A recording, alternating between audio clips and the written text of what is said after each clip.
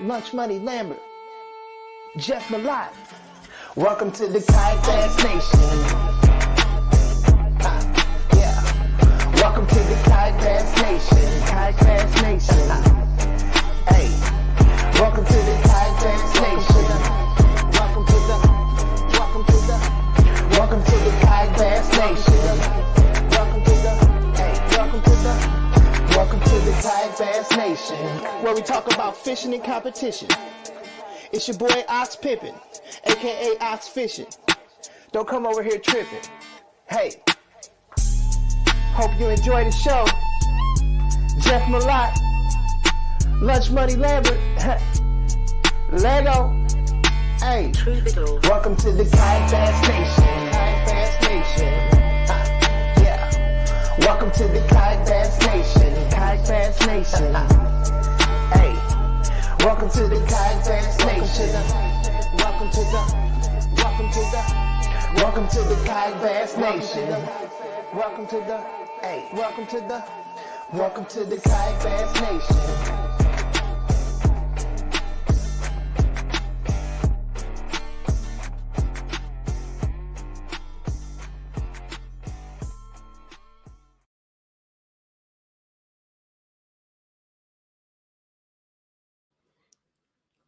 What's up, everybody? Happy Monday. Welcome to the Bat Cave, Ryan. Yeah. I went dark theme tonight. Yeah, I like it. Looks good in there. The road studio is catching up to the home studio. I know. I tried to balance it out. I felt bad, just like I was doing a podcast in a closet down here. So I actually put some effort into it. Well, you know, the beginnings of this whole show was us doing it from who knows where. I was from doing the them couch, in apartment. Yeah, couches and propping stuff up with napkin holders. We were doing all kinds of crazy. We're growing up so fast. So here we are. Now we got folks jumping in on YouTube and Facebook. Appreciate y'all. I'm waiting on our Twitchers to show up. We'll see if they show up tonight. But help us out over there on Facebook. Hit that share button. We're doing a Z-Man giveaway tonight. We did the Revos last week, so a little Z-Man giveaway tonight. To get in on that, all you have to do is like and share on Facebook, like and comment on YouTube and Twitch. Haven't figured out how to do it on all the other platforms yet, so sorry. The Revos arrived too. I saw that post earlier today. So another satisfied user. Yeah. So there you go. That'll be a good fun night.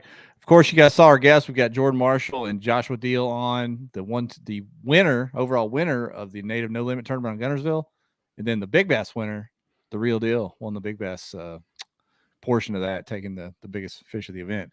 So we're going to talk to them. It looked like it was tough fishing, Ryan. Did you talk to anybody that was in that event on your home pond there? I talked to Marshall just because we normally like to fish a similar area. But apparently we'll get into that in a little bit, but it was quite crowded when he arrived to the old honey hole. So, you have to think this time of year fishing is going to be tough about anywhere in the South, but Guntersville, usually between the grass and the number of cooler water feeder creeks, it usually puts up some decent limits. Yeah. So we'll get those guys in here. We're going to talk to them about the fishing. Of course, we're going to talk to Jordan about the debut of road dogging. He's in the Road Dog studio right now, so we're going to talk about that a little bit too, and how the first one went. So, is anyone in the comments? Let us know. Did you watch the first one? It kind of built momentum after the first day that we dropped it, and a lot of people on YouTube watched it. We got some comments over there. Facebook started picking up steam. So, if you watched it, let us know what you thought of the first episode of Road Dogging and who you want to see on there coming up. So, good stuff. What else went down that we need to talk about? It's fall. It's not 100 degrees anymore. It's kind of cooling down a little bit. We got football. Hurricanes blowing in here this week. Yeah, we got football in the air. College football starting, so it's that time. I meant to give DJ Williams a shout out last week, and I completely forgot. I stopped and had dinner at his establishment on the way up to La Crosse. Delicious. If you're ever around the upper St. Louis area, stop by and see old DJ. Just a little alert, Ryan. The Twitcher has arrived. Our Twitcher's there. Right. So appreciate you over there. I don't even know if that's what it's called, a Twitcher. We're complete now. Yeah, I've been going with that since the beginning. So that's what you are, the Twitcher. Appreciate you. Should change your handle to that. We're kind of winding down the summer, man. It seems like this whole tournament season has flown by. Maybe that's because I hadn't got to fish much this summer. I don't know. But yeah, it's kind of winding down fast, isn't it?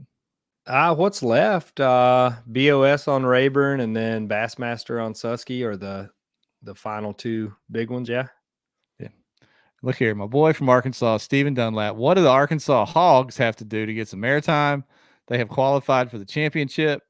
And I assume he's referring to the Arkansas Hogs of the KBT, formerly the KFL. So well done, Arkansas Hogs. There you go. You got some airtime. Done. Boom.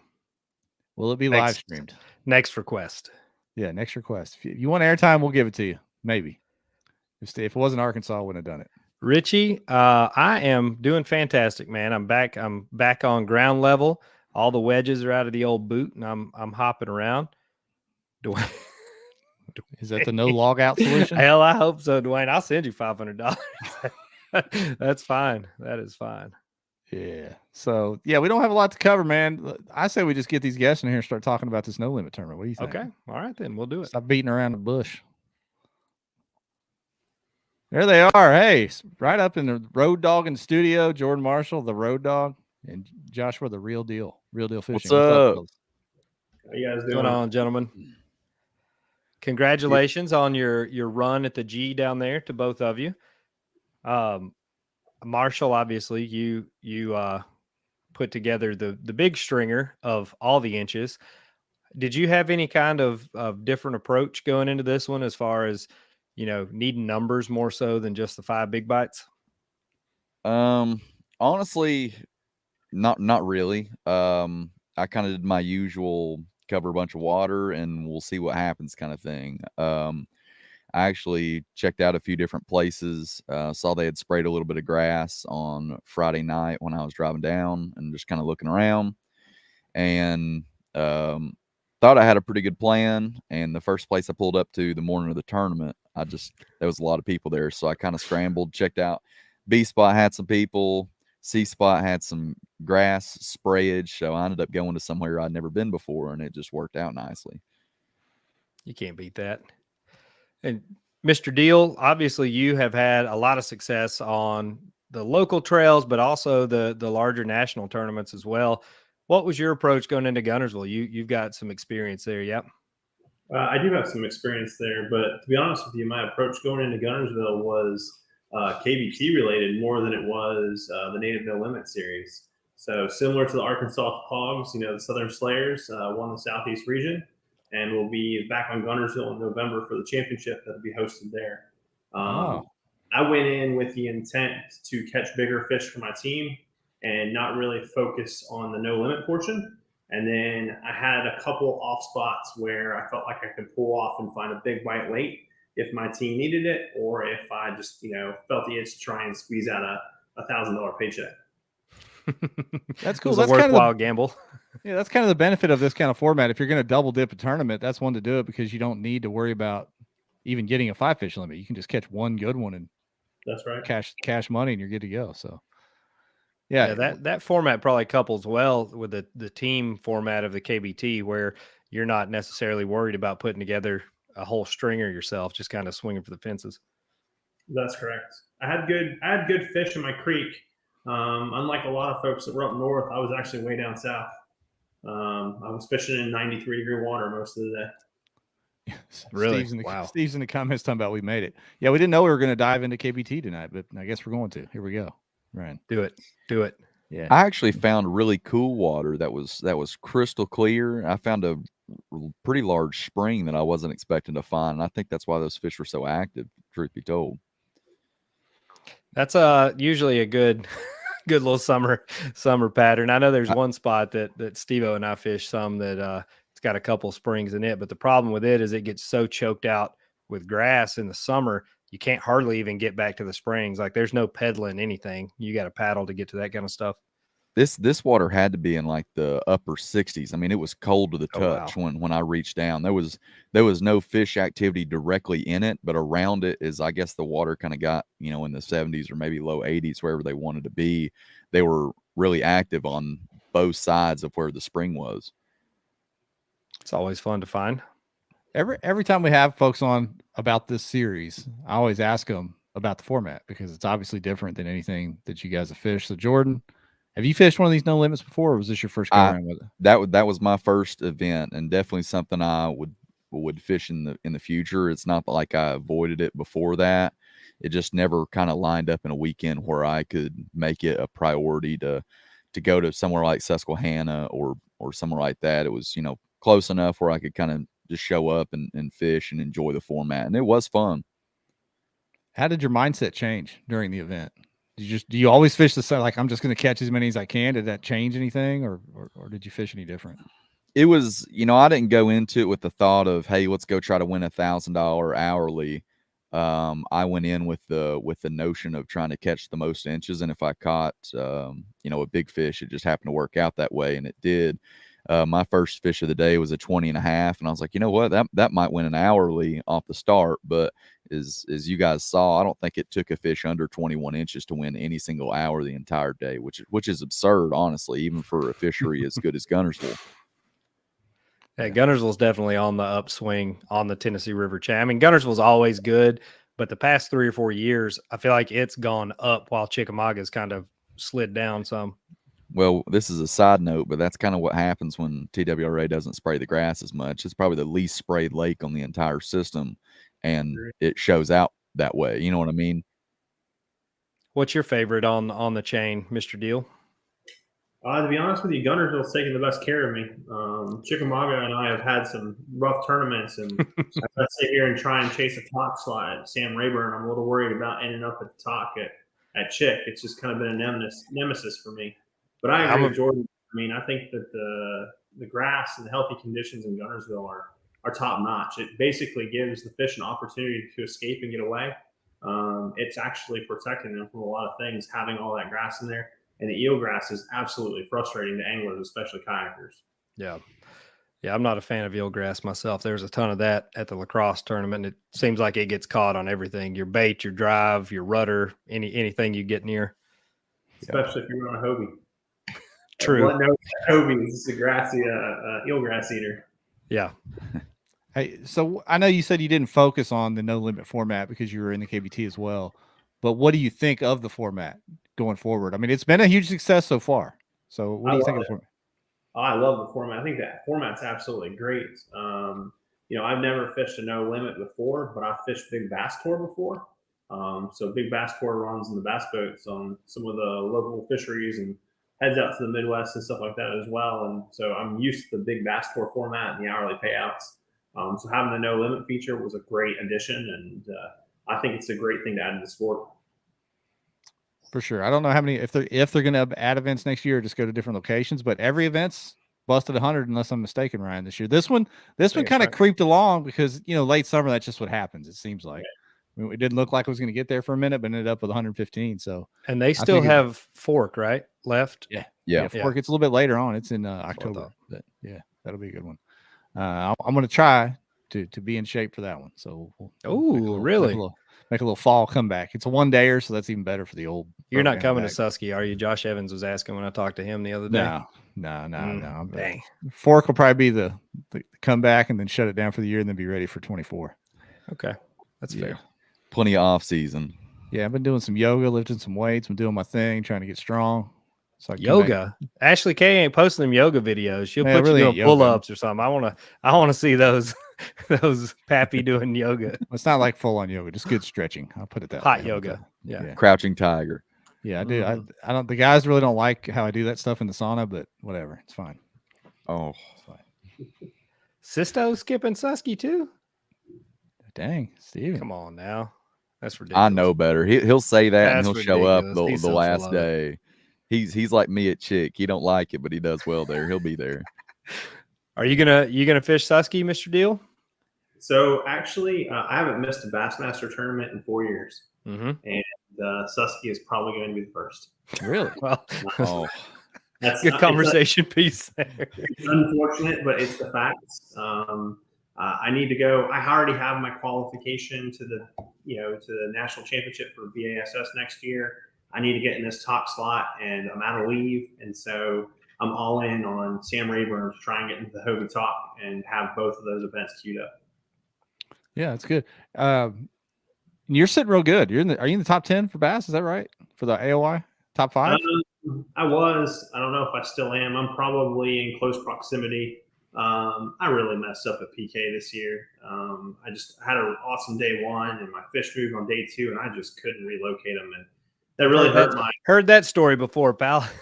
Yeah, I mean, it's the game. Fish move, right? But it hurt my AOY chances, and if I had an AOY shot, if I had AOY hopes, I'd be at Susky in a heartbeat. Did you fish Susky last year? No. Have you ever fished Susky? Nope. Oh, buddy, come on! Close You got to do it once. Chesapeake Bay event. I got you. You need to do it one time. It's worth the drive just to see it. Just that's one of the most special huge places. that river is, man. It's nuts. It is insane. Well, someday. I've never been there either, Ryan. I've told you that before. I know, and you still won't show up. So if you can fly in, we'll pick you up. You don't have to drive. I'll get a station wagon so you feel comfortable. What I feel like is one of you guys will bring me a Hobie and then take a picture of me in it, and then that'll be the end of it. Yeah, then you'll be in a Hobie forever. I'll bring you a native to fish out of. Yeah, that'll work. Marshall's got a 10-foot native. He'll put you in. Same here. I mean, you seen a 10-foot native? We were talking about that before the show went live. That old 10-footer is a pretty niche market there. I feel like I'm not sure. Most of us are a little too big for 10-footers. Josh looked like he was 10 foot tall compared to Vinny and Jordan Lee when he got up on stage. I was there looking around. I was like, how tall is this dude? I am 6'7". He's a big boy. Yeah, he's not little, believe it or not. 6'7", 306 pounds, man. I am. I'm a tank. So made for a 10-footer. So yeah. we can add him to the list with Eli and that fella from Texas and our boy from Arkansas there. So we're starting our offensive line here of kayak anglers. So there ain't many of us that are little, to be honest.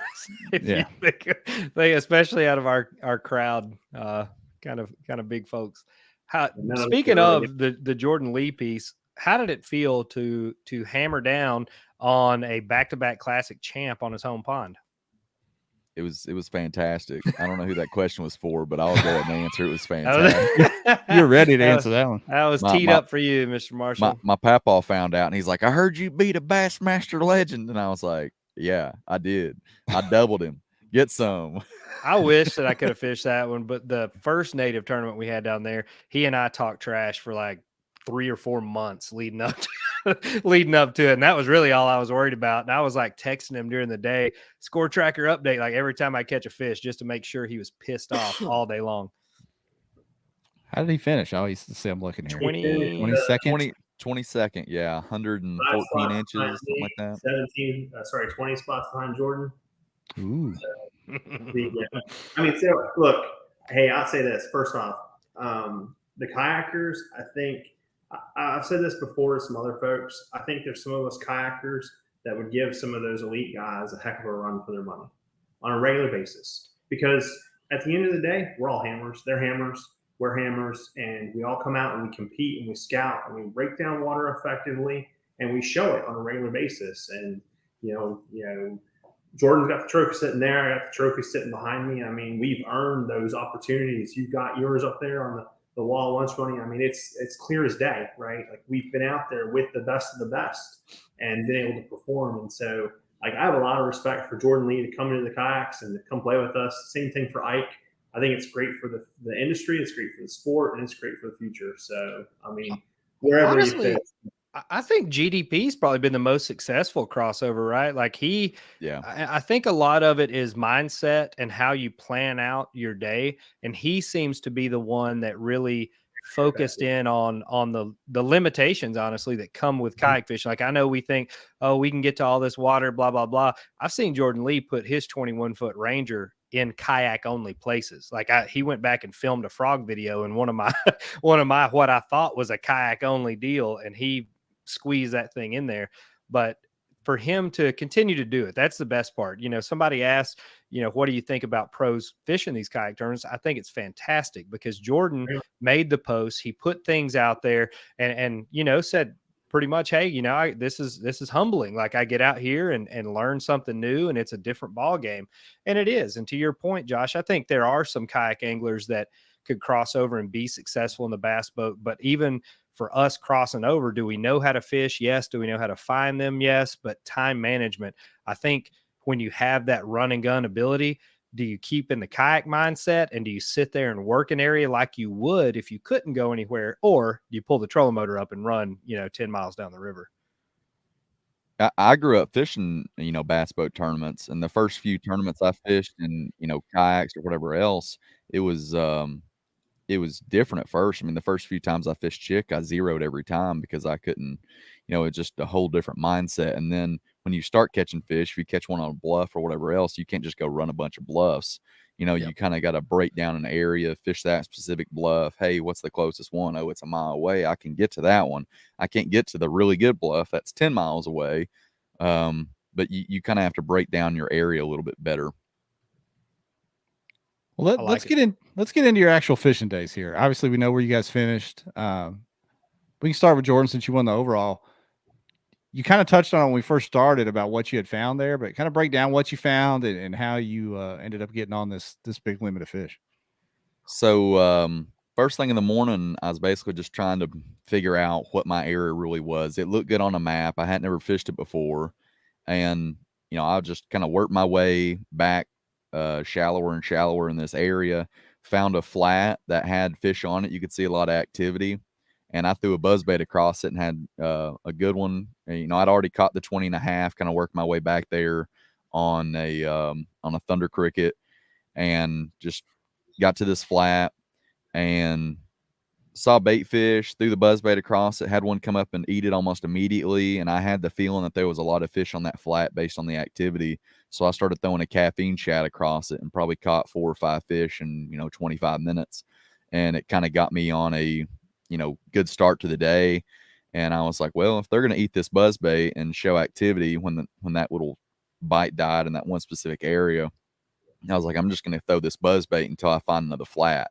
And that other flat was where the spring was. And I just basically caught them about 100 yards on both sides of the spring, and then just kind of worked that area back and forth a bunch, just throwing the buzzbait pretty much all day. And all my fish were buzzbait, or if one swiped at it and missed it, I'd follow up with a caffeine shad. And that was pretty much my entire day was in a 300-yard area pretty much. So there wasn't a Marshall midday move? There was no Marshall midday move. I got multiple Marshall mid-morning pre-tournament morning moves with got to the first ramp and there was too many people there. Second ramp there was a reasonable amount of people there, but I didn't feel it was right. And the third spot, which I would normally go to and check out, I'd already looked at when I drove down there. The grass was kind of dead. I'd heard they sprayed it. And then I just went to that area that I'd never been before, and I was the only one there, and was like, I'm 100% committed to this, for the rest of the day. I'm either going to break it down and find something out for 2 weeks from now, or I'm going to learn this for later on down the road. We have a lot of tournaments at Guntersville. And like I said on stage, that's probably the lake that I've fished the most this year for anything, even though it's, 2.5 hours from the house. It just, works out that way with tournaments and my schedule. You pulled it off. I mean, to work one area and put up, you were what was Ethan's total, Jeff? How far out were Marshall's fish in front there? It was a pretty good, 70 or 80 inches? It was about 50, I think. Was it? 50 and change. Yeah, pretty 301 solid. to 254. Yeah. So yeah, that's a runaway for sure. Yeah. That was a solid move. That paid off. Yeah, not too bad. I can't complain about it, Mr. Diehl, what was your approach? How did you kind of number one, how did your morning start? Lead us through your entire process there. So for me, I mean, I had found some fish in practice on some grass lines and moving towards the back of a creek on the southern end. Like I said, I had warm water temps. I had seen a lot of fish out on ledges and whatnot during practice. I was looking for ledge fish, but I could never get the ledge fish to really fire. I could catch one or two in a trip, but not really get them to chase the big baits and actually commit. And so I was like, well, we'll modify the approach. And so I targeted grass edges and grass lines. And on Friday in practice, as I was moving towards the back of the creek, I found an area where the fish were schooling very heavily in 15-foot of water, relating to absolutely nothing other than the bait. And I caught home. I was like, look, this is Clark's Hill in a nutshell. I can target schooling, roaming fish in the middle of nowhere. And so when I came back on tournament day, I started catching those fish they were suspended in 15 foot of water. I was throwing a Magnum square bill from 6 Cents and basically twitching it like a jerk bait in about 7 foot of water in the 15 foot deep and catching them. They would come up to it and they would look at it on live scope, and I would twitch it in front of them a few times, and then they would annihilate it in competition mode and set the hook and bring them in. They were all consistently 15, 16, 17-inch fish, which was really good for the team tournament because it really helped us kind of propel ourselves forward. And then I knew as the day went on, I could move off of those fish and work some shallow stuff and look for a big. And, lunchtime, I decided to move off, give that spot some time to rest. And I started working shallow grass with a speed worm, and quickly saw the pattern with the speed worm was that anytime I had green growth on top of a grass mat, I had a fish nearby. And so I basically targeted those, and the big girl came off of one of those. The speed worm's a really good bait on Guntersville, especially since the eelgrass has taken over quite a bit. We talked about baits getting hung up on that eelgrass all the time. The speed worm's one that you can really fish eelgrass pretty successfully with. I'm looking at your picture there, Josh. You're kind of living on the edge there. You got that the board kind of hanging out there. I would have a heart attack trying to get a fish that way. But I look like every fish pick is like this. So you got your own little technique there with the foot cradle of the board and the. You got to get the feet in, for the fans. Yeah. So I guess I got two things for you there. One fish that's not on the scoreboard, I lost a 15.5 that jumped to the left over the net over my fish finder.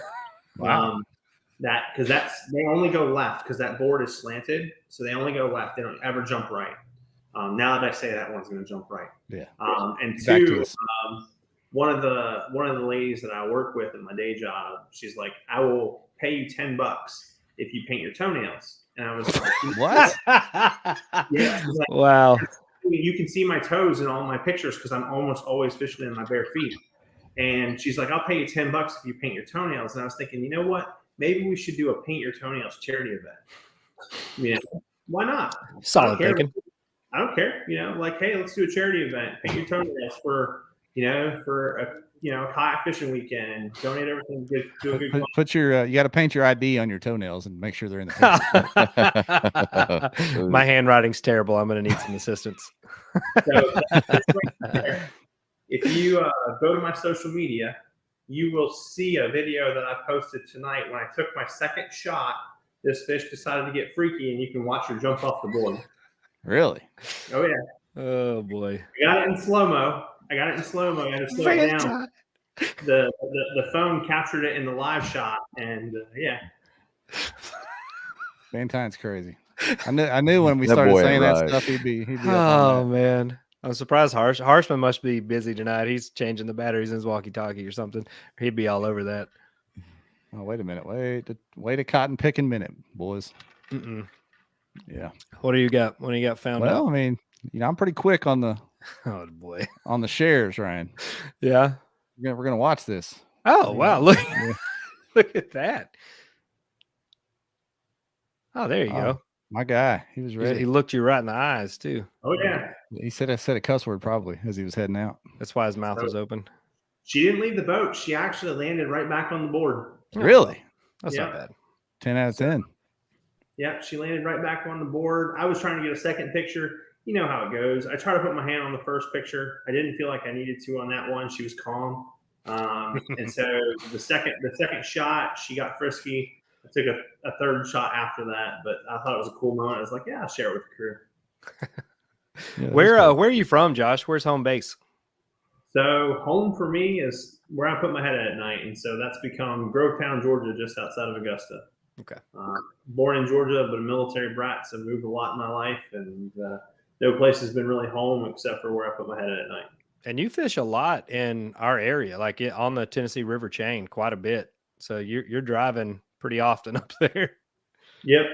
So, I mean, and some of the best sticks in the nation are up there and down in Florida. So you got to make the trip to compete. There's some really great anglers here in Georgia as well. The Southeast is stacked with good folks, and it's great competition. Love it. I heard you say you're almost out of leave. So what do you do in real life that you're out of leave? I do cybersecurity, and so Really? Okay. I work a 40-hour week day job, and I chase the bills at home, and then I usually get 2 days of practice for any events that I show up to. Pretty solid. So that's about what I can do. Wisconsin trips like that get really hard because they eat a lot of leave because I have to take off 4 days in the process. But work's pretty convenient. They know that I like to do this for a side living and a side hustle, and absolutely love this. So they give me every opportunity I can to get out, and I get my stuff done during the week. He didn't miss much on that Wisconsin trip, did he, Marshall? No. No. Now, wait a minute. Y'all caught some bigs, but there was a lot of 14s and 15s caught here on the G. Yeah, yeah. There's a lot of 14s and 15s. You can't compare. Look at how many I'm just over 20 playing. I'm inches not going got down caught. that. I'm not going down that road. I'm just There's kidding. one fish over 20 inches caught on lacrosse. It's I know terrible. it. Hurts my How heart. big was Siddiqui's? It didn't touch. Was it 22? 22, I think. Yeah. Okay, that's a big fish for up there. Big fish for anywhere, I guess. But so many over 20 on Guntersville. Unbelievable. Yeah. Oh yeah. If you go best 5, you can't even compare. I fished the local event. I don't know how many people saw that, but I fished the local event, which is a 5-fish derb Saturday, and I had 93 inches and got beat by 10 inches. What? The guy dropped 103 inches, and somehow no one's even talking about that at all. Yeah, that's what we get. We kind of overlook some of the these double dips events like this where there's 2 or 3 options. Those other events get overlooked, even if there's 70 or 80 guys in the tournament. They just gloss over it and say, oh, well, we're looking at the Bassmaster event or the native event or the Hobie event. I think that's the tricky part of all the double, and you see it like there'll be 2 or 3 local clubs kind of piggyback onto whatever big event comes in. What's y'all's opinion on that? Where do you think the local club scene is going? Do you think it's getting choked out by all these bigger events? Do you think there's still a place for the, $40 entry fee tournaments like we all grew up fishing, or what do you think the move is here? I think there's. Go ahead. Okay, that's fine. I guess I was just going to say is that I think there's a place for people still need to be able to cut their teeth. Okay, I think Vinny did an amazing job of giving the local tournament an opportunity to highlight themselves and to broadcast their weigh-in, length-in at the beginning. It was quick, it was simple, it was clean. Vinny did a heck of a job. The guy who knocked out 103 inches, was dragging rocks in deeper water. He had a really head. Iron locked up. He had an impressive performance. And, anytime you can drop 103 on Guntersville, you can compete with anybody. And that's for certain. But as far as the question about these grassroots tournaments being choked out, I don't think they're being choked out so much. I think that they're giving people perspective. I don't care whether you're in a bass boat or whether you're in a kayak, you kind of step your way through the fields and you kind of feel what you can do in a competition. And that gives you the ability to grow and compete on higher levels. And, these bigger tournaments that a lot of us fish in, we've cut our teeth on a lot of smaller grassroots trails, and we still fish them regularly.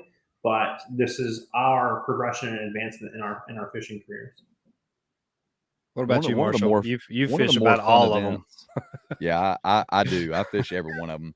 I'd say one of the more interesting things that I fish over the course of a year is actually the local, they call it bare bones, and there's more and more of these trails popping up, and it's no drive system, no electronics, no motors. It's just you and a paddle, and some of the events, they all basically put in at the same ramp and just go like we used to, or get on the same river float, and everybody just floats the same river, same section of river. And, that kind of brings everything back, full circle. And those are some of the harder events to win because everyone is literally equally matched.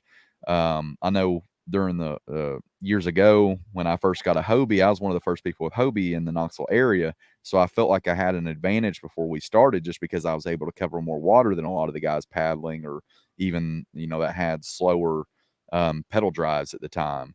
So, to see that come full circle is really cool for me, and I really enjoy fishing those events. But as far as comparing them all, I think there's double dipping is one of the coolest things I think that people can do when we go to these places. It supports the local trails. You know, it kind of gives the local guys that want to get in everything, both events or all 3 events, whatever it happens to be.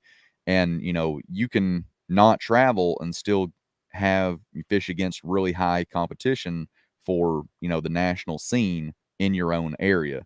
So it's nice to be able to have a lot of options. And, you know, if you start comparing that to bass boat events, you know, there's still 9 million bass boat events every week, you know, on small, you know, weeknight events and that nature. So when you start comparing kayak fishing events to that, there's really not a whole lot of kayak events. But now you actually have the option to choose. When I go through and make my schedule and try to do 50 events in a year, I actually like have to choose, hey, will I go here? Do I go up to Northeast Tennessee and fish a group up there? Do I go to Alabama? You know, there's a local charity tournament the week of Susky Bassmaster, and it's like, okay, am I going to fishing for soldiers, or am I going to go up to Bassmaster, which I'm going to Bassmaster because it's Susky, by the way.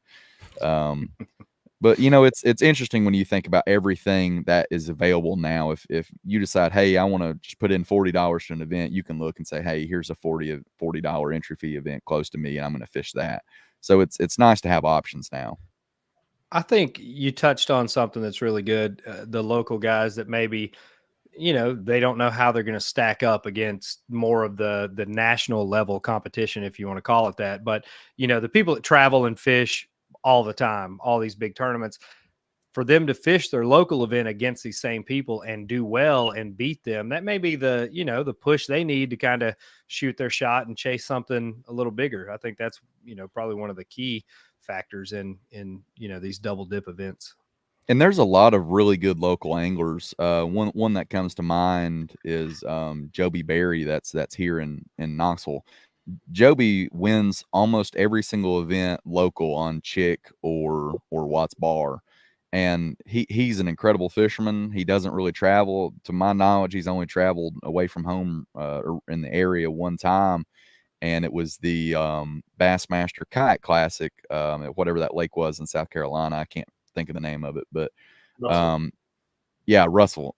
He actually finished in the top 10, maybe 8th or 6th or something like that. And got on the stage. Yeah, got on the stage, and you know, I haven't got on the stage for the Bassmaster for the national event. He's a hammer, but he just doesn't travel that much. And I think when you come here, most people will be like, oh, who's this guy that's catching them on day one of an event or whatever, and everybody local's going, oh yeah, you better watch out for him. Yeah, I mean, just like on the bass boat side of things, there's far more people. Number one, there's far more recreational anglers than anything, but there's far more local anglers that really probably have no desire to ever travel in fish tournaments. Yeah. You know, some of them don't even have a desire to be like elite anglers. They just enjoy fishing the local jackpots or local tournaments. You know, that's their jam. And I understand that completely. So, but, you know, but I do see there is a point, depending on where your state is or what kind of area you have, where you can get too many local clubs and they end up eating each other a little bit. You have 10 people showing up to every tournament where you could have 30 or 40, maybe. I think 50, we have like 15 or 16 clubs now in Cast in Tennessee, and more popping up like right next to other clubs, and then thinking that they're gonna, oh well, we're here now, so we're gonna, you know, divide up that many more anglers. Like it you know, it's kind of a catch-22. Like you want it to grow and you want people to be involved, but at some point there, you know, I think geographically you can only have so many events in an area, whether it's local or mid-tier or the, you know, national trails. At some point it gets watered down, right? Yeah. I laugh here in Arkansas. We have a handful of clubs. I don't think we have too many, but each club, of course, starts their own Facebook group and they got all this thing. Well, it's just all the same stuff getting cross-posted all over the place. It's like we'd be better off just to have one group and just share all the tournaments there. It's just confusing. It's all the same people. You mentioned that because Georgia went through a wave of that. Yeah. I mean, we used to have 6 or 7 trails running simultaneously, and like it slowly whittled itself down. And I think there's 3 or 4 remaining. And like we get into this part of the year where we get into the hot summer and the numbers start to fall off a little bit. Less people show up for tournaments. Then football season, school goes back in session, vacations are taking place. You just kind of see tournament numbers drop off a little bit on some of the grassroots stuff. And it's hard for some of those trails to succeed in that environment. Yeah, and then the death blow comes, which is hunting season. I think, you know, part of the explosion that we've seen on the the national tournament scene is factored into that too. Like I think when you have these elite trails come through, people are forced to pick more. Like you only have so many weekends available in a year period. So then you're kind of forced to like look at ROI. Like, is it worth, this investment, or, what are your goals for the year? Are you trying to qualify for X championship or whatever? So I think, I don't know that more is better, but it's coming either way. That's right, Bob. Minnesota has 3 trails and one's ran by Nazis. That's unfortunate, Bob. But I had no idea there was a pile of them up there in Minnesota. But makes the choice easy. Fish one of the other 2. Keep an eye out. Yeah. Wow. That's crazy, Bob. Let's see. Ryan, both of us have been starring up questions and comments back there. You already answered this one, man. About the boat pro boat guys. Didn't we already answer that one? Sort of. We did, yeah. All right, we'll take that one off. Let's see here. Do you think there will be, I'm assuming that means will be a pro only series? I hope he means a Z Pro only series. Z Pro only where if series. you don't run Z Pro batteries, you don't get to fish.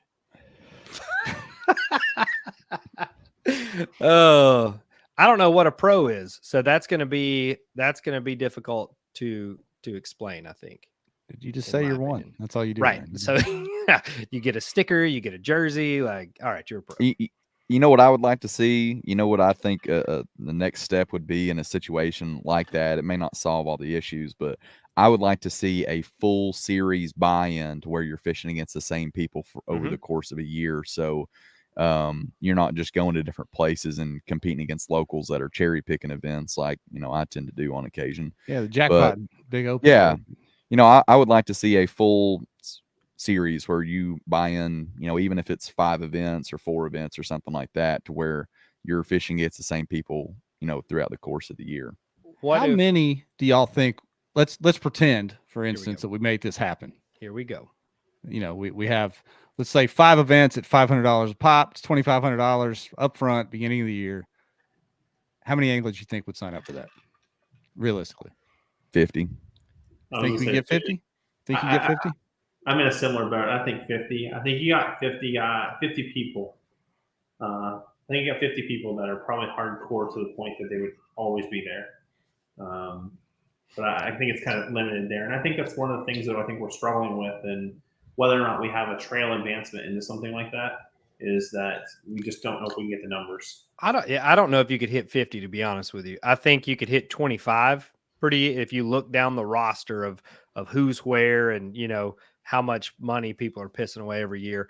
I don't know that you would hit 50, especially if it was an upfront deal where you had to commit. You couldn't back out. If you look at even registration now, there's probably 20 people that sign up early, quote early, for every event. Everybody else waits like, well, I got to see what the weather's doing. My dog had fleas last week, so I don't know if I'm. I think you'd almost have to have 40, upper 40s or 50 to be able to do something like that. I think you'd have to I think to make it successful, 50 is that number that you have to hit, and even then you have to figure out what is he talking. Got to get them early. You got to get them right there with that.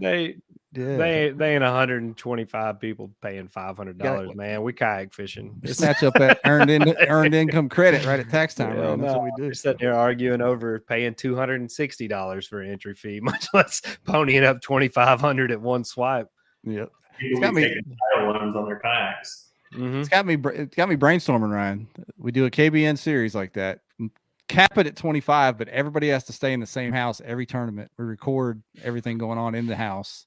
And boom, we got a. So I think there has to be a sponsor involvement there, and I don't mean sponsor like, here's money to cover costs of putting the tournament on, but I mean like a prize pot at the end of the year, something substantial if people are paying that kind of money. So I think you'd have to have a big money title sponsor putting up, and we've seen it in the past. We've seen these companies put up 25 grand, 50 grand. No one knows where the money went, but they've done it before. So, I think it'd be worth looking into if somebody had a really nice logo glowing in the dark or something, and maybe a guy that didn't like to fish 2-day tournaments anymore would probably figure something out. That's right. That's right. We can do it. Hey, look, Josh Hawks had a good point. He said if the COVID checks come back, plenty of people could slide in there. with Apparently, they're firing it back up. They're firing the machine back up. So get ready. Yeah. We'll be rolling again. The stimuli checks and the PPP loans will be flying off the shelves here pretty soon. Hopefully not. Hopefully not. We don't want that.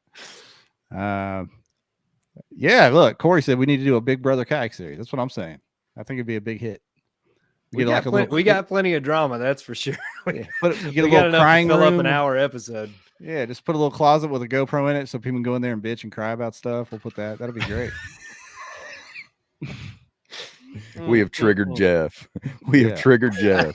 I'm just thinking out loud, man. Just I thinking like out loud. it. Keep thinking. We're making progress here. This is the future of the sport. That's right. Big Brother series. It's the future of the sport. Speaking of series, Ethan Robertson, what do y'all think about the Adventure Kayak Series? We were kind of talking about that before we went live. I don't thought about it yet, Ethan.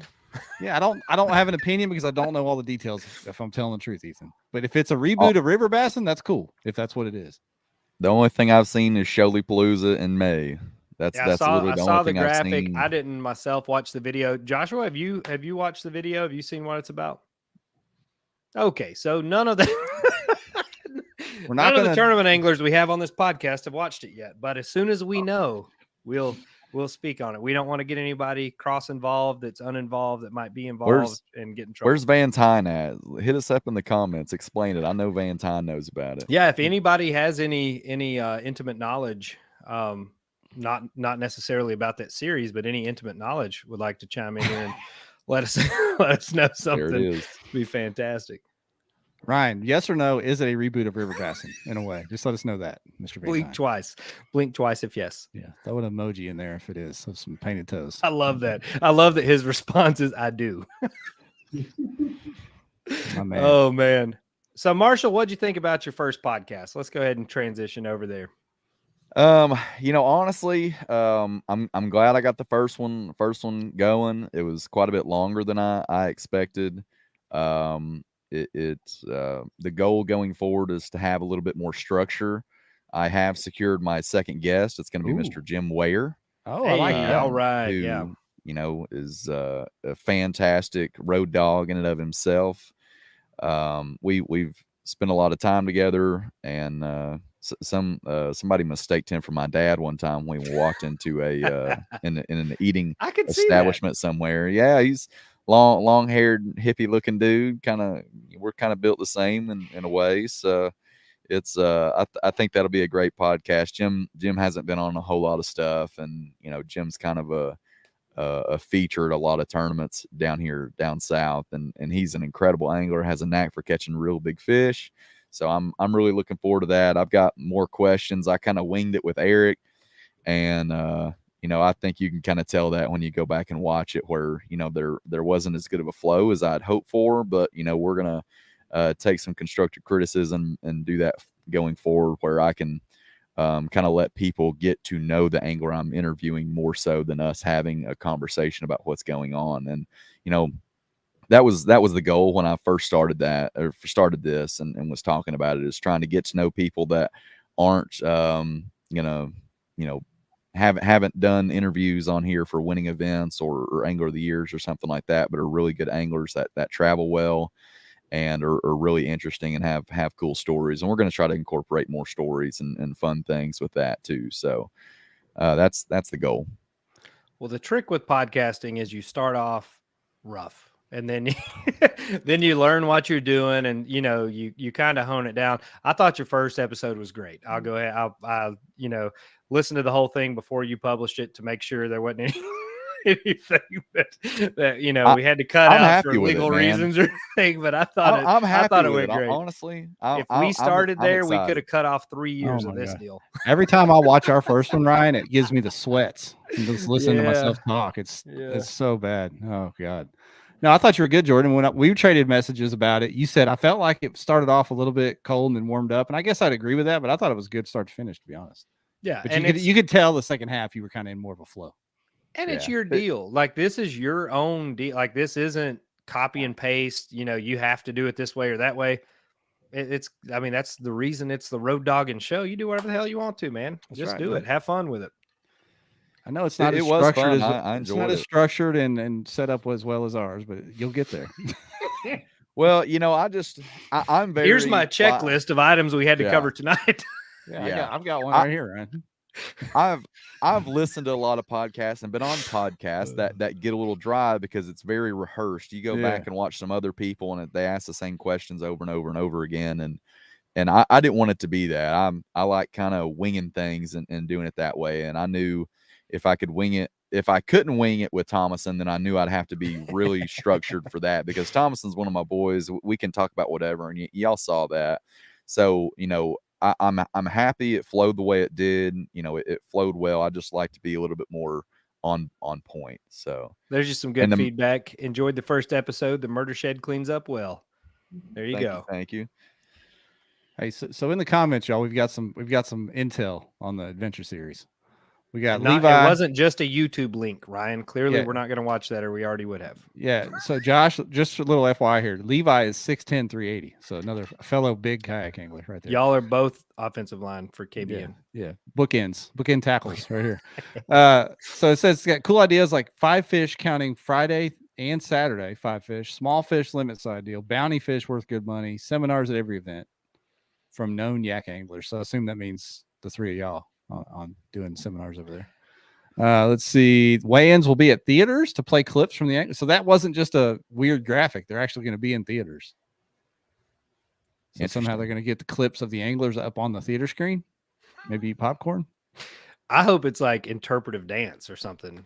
Is what like you're acting out your fishing day would be amazing. And Dwayne chimed in and said there's maybe a team event and single event with large bass and small bass leaderboards. So that's how for folks that don't know the original river bassin format, that it was, you could do a team thing, and pretty much any water that connected to this section of river, whether it's an oxbow or, a stream or whatever, anything that connected, anything that flowed into this particular section of river was eligible to fish. So I don't know if that's the same format, but that's what it used to be with a river bassin side. Ryan, I finished third in the river bassin event that came through our region. I feel like I probably would have won it, but I dropped my hog trough in the river and it sunk to the bottom, and that was the end of my day at like 11 o'clock in the morning. Well, you got to foam up them hog troughs. But I still got to stand on a podium made of coolers right there. for that. Yeah, you got to boil them, and then you got to foam them up. Those are two things you know about hog troughs. Yep. And you got to mark them. You had to mark them. Don't forget about that. Mm-hmm. Yeah. Yeah, that was the Sharpie. God, that was such a headache. My lines were a wreck. I had real thick lines. You know what I'm saying? And dudes they're trying to get that extra quarter inch with them thick lines. Oh yeah, hell yeah, of course you are. Why not? That was one of the first things that I was taught in kayak fishing was thick lines, and then just angle that camera a little bit to make sure the tail appears to be across it. And then you push on the board real hard and bend it. And, no, I'm just kidding. Nobody taught me that one. That came later. That was the dawn of the catch age, Ryan. That's what that was. Speaking of, have you applied for the position at Catch yet, Jeff? Looking for a programmer. Good money? Really? Programmer? Yeah, no kidding. I know how to turn this thing on. Will that suffice? Turning this on and it was like $30 an hour or something. No kidding. I mean, it was a solid little deal for, I don't know what a programmer does. I assume just type in things on the CNC machine, but can't do solid. it. Can't do it. I'm too busy teaching federal employees how to be better employees. That's what I do. Well, okay then. Good luck. Hey, what man. are you guys? I want both of your opinions on the Catch trophies since people have gotten to take them home. What do you think about the old Catch trophies, folks? I really like the. Ooh, look at that. He spun it out just like that right there. I like the big ones. The smaller ones are cool. I'm never going to turn a trophy down, but I think these bigger Catch trophies where they're kind of built like a kind of a podium kind of deal. Mm-hmm. I really like those. They're cool. They're heavy. They're beefy. It feels like you really won something. That's nothing against the smaller just sections of Catch board, but these are really cool. Yeah. What do you think, Josh? I agree. I like the addition of the Catch trophies. I think they're pretty neat. I'm with Jordan. I like the bigger ones better than I kind of like the smaller ones. But I mean, for some of your local stuff and for some of your smaller events, I think the small ones fit really, really well into the circuits. I've also seen a lot of grassroots programs doing some of their create your own products as well for those trophies. And so, you regularly see on social media some really unique ideas that have turned into great trophies and great memorabilia for winning certain events. So, but all in I all, like the original Bassmaster trophy. I see you've got a couple of those on display there behind you too. I mean, those were nice, but I think when you think about winning a Bassmaster event specifically, you think of a big blue trophy. Like it's got to be That's big right. and blue. That's part of the deal. I think you got to tip a cap to the catch fellas for getting outside the box of just making the measuring boards, because I mean, especially theirs, the metal ones, they're going to run out of people to sell them to, because unless you drop in the lake, you're going to have it for a long, long time. So getting off and making all these trophies and doing the accessories they're doing, smart move. Well done over there, catch fellers. This quote right here, Ryan, it'll probably be on a meme like decades from now. Look at this. A single man destroyed one company and set another off. Didn't work for either. That's a deep that's a deep quote, man. Which one didn't it work for? I don't. I think it means he didn't specifically work for them. Okay. I got it. I was like, damn. I read it backwards Duke too. seemed to be doing pretty good. Yeah, that could be about a lot of things. That could be about like Donald Trump and CNN. No, we don't want to go political here. Sorry, guys. You can't help it. By the way, you never let Siddiqui know what you were talking about last week. Yeah, I did. He called me after the show and he's like, the hell is he talking about? And I was confused because I couldn't remember our conversation. And you were asking him if he knew a politician in Cincinnati that was running for president. He's like, oh, well, that's all. I sent him a message because he sent it back and he said he'll send me a selfie of them kicking it one night. Okay. All right. He called me like concerned. I was like, I don't know, man. Yeah. I didn't want to bring it up on the show. Sorry. The older you get, the more you pay attention to all that stuff, unfortunately. I completely forgot what you were going to ask him. And I was like, dang, I'd remember if it was something spicy, but it wasn't. No, it wasn't. It was about Vivek. It was about old Vivek from Cincinnati. That was it. Oops. Yep. James Francis in North Dakota has amazing Bassmaster trophies. A lot of, like Josh said, a lot of the states have gone and gotten like custom ones done. And shout out to my man, Dwayne Beatty from right here in my backyard, one of our local anglers. Does a lot of the design for all of those, if not all of the design, when they ask for local trails to have designs. So there you go. What else? Our questions. We have anything else? No, we got comments from Twitch. Ryan. Oh, Zarito 3035 on Twitch says he's a bit late. He came up from Florida to fish Guntersville. It was hotter than Florida up in Guntersville. Is that true? It was hot. Heat indexes were 112. 116 and 107 Thursday, Friday, Saturday. It was something. I looked at that thing. Vinny asked me like Monday or Tuesday if I was going to fish it, and my scar was, raw from lacrosse. And I looked at the weather and I was like, ain't no way I'm doing that to myself twice. I'm sorry. Good luck, boys. Love Guntersville. I can't. I'm not going to sit out there and sweat that bad. Sorry. I didn't have very good service, and I ended up being off the water at about 12:30. So I missed some of the last hour of the miserable heat, and I was already miserable when I was going back to the boat ramp. Brutal. Guntersville definitely fishes different than Florida, though, because Guntersville being on the TVA chain, those fish, even grass fish, they're much more conditioned to responding to current. Like that's one of the things that I've noticed, like fishing Florida lakes versus up here. Those Florida fish, they're hanging out in the grass and pads, whatever. It doesn't really matter. The Guntersville fish, man, they will turn on or turn off depending on, what the upper dam or lower dam is doing. And you have to watch both, as I've learned the hard way. 100%. You got to watch both dams on any Tennessee River event. 100%. Yeah. On the bright side, both flows were pretty steady Thursday, Friday, Saturday. They're pretty consistent. It was about 30,000 coming off of Nickajack and 27 or 29 going out in Guntersville. So they were pretty consistent. But the air was stale. We had almost no wind through most of practice, and tournament day we had a little bit more wind, but not enough to really cue up some of those deeper offshore fish. But one thing I noticed about Guntersville this round, and I don't know what Jordan thinks. Jordan said he caught some fish towards the backs. Saw a lot of fish transitioning and a lot of bait fish coming in. Guntersville's about to get really hot. Oh yeah. Usually about mid-October is when you can kind of bank on Guntersville being on fire. Like the end of September starts to get good, but that October section, and the grass will start to cheese up, the frog bites on, the punching bites on. This was a little early for that, so I was kind of, concerned on what kind of numbers it was going to put out. But once that grass bite really gets right, I mean, you guys put up great numbers for this one, but it would probably be a 450 or 500 inch winning stringer for an October tournament down there. Yeah. Well, fellas, we're not going to keep you too much longer. Ryan, you got anything else you want to ask them before we let them slide out of here and do this giveaway? I think I'm done. Congrats, guys. Mr. Diehl, it's always good seeing you at boat ramps or on the big stage or wherever you end up. Marshall, congrats on the first podcast and another win this year. Look at him go. Thank you. Look at him go. Hey, it's trophy season, baby. This is time to shine. This is what we fish for all year. Is everybody's talking about? Everybody's like, I got 1 or 2 tournaments left. I'm like, I got multiple state championships left, baby. We're still wide open. Oh, here we go. I like it. November's looking busy. There you go. Hey, well done, fellas. Congrats. Appreciate y'all sliding by here tonight. Thanks, guys. Appreciate you having us. Take care. There we go. What a show, Ryan. What a show. What a show. Two big hitters. Mr. Diehl was with me when we were, I can't remember where we were, Seminole, I think. I had two older gentlemen at the boat ramp just going through, picking apart my kayak, and I was I was slowly herding them to Dugout, handing out business cards, and he's like, you're a salesman, huh? I was like, that's what we do right here.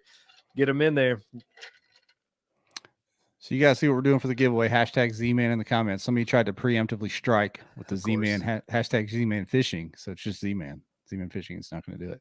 I feel like we could get a Twitch winner. I hope we do get a Twitch winner. I'm not rigging it. That would be cool. A reward for the Twitchers. Just do it. Rig it. And you know what? The last few weeks, Ryan, YouTube is now steadily overtaking Facebook for the most viewers. YouTube's really where it's at. Yeah. Okay. I think because the Facebook folks bounce out and go over watch it on YouTube because they say the stream is sometimes clearer. It's clear, and a lot of people, from what I've seen, screenshots and videos and stuff people send, they'll watch it on their TV in their living room. Yeah. I think that's part of it. Just pulling up the YouTube app. Yeah, we may not be in the theater. That's smart. I ain't mad at them. Yeah, that's cool. Give you guys as always, we appreciate the participation. Always check out our sponsors if you don't mind: Pro God Lithium, Bangtail Whiskey, Revo, Gill, Z-Man, and Seaguar. And then, of course, our presenting sponsor, Dugout Bait and Tackle. I'll be down there this weekend. It's the Georgia Country Music Festival. We got some folks coming in town, so we're going to run them over there and get them hooked up on some fresh gear while they're in strumming their little guitars. Hey, I need to ask Steve, or just look on the website, I guess, and see, did they sell out of those Spro Chads? I was going to get some, but I didn't want to try to cut off people that really need them right now. So I was waiting to see. Those go so fast. I would be shocked if there's any of those left, to be honest with you. But Steve will be down there Thursday because he's going to meet us while we're down for the little festival. Steve said in comments they still have them. There you go. I'm about to hit you up, Steve, for my fall comeback. I need some Chads. All right, we got our entries in. I say it's time to roll with it. See who gets slow rolled tonight. Drum roll for the slow roll. Here we go. Could it be a Twitcher? Oh, back to the YouTube. Chris Cabral. Has Chris won before? I don't know. He may have. I feel like he has. I feel like I've sent that. I feel like I've sent that over before. Hey, there's no law against it yet. No. So well done, Chris. You're the winner tonight. Hit us up. Josh got slow rolled tonight. Sorry, Josh. Oops. Yeah. Good show, man. That was fun. It was solid, man. It was solid. I'm gonna get back to work, go home, pack up. I'm gonna clear coat those KBN cornhole boards and put them to work this weekend. We're gonna have a good time with those things. Good stuff. All right, buddy. We'll see y'all. Take care, y'all.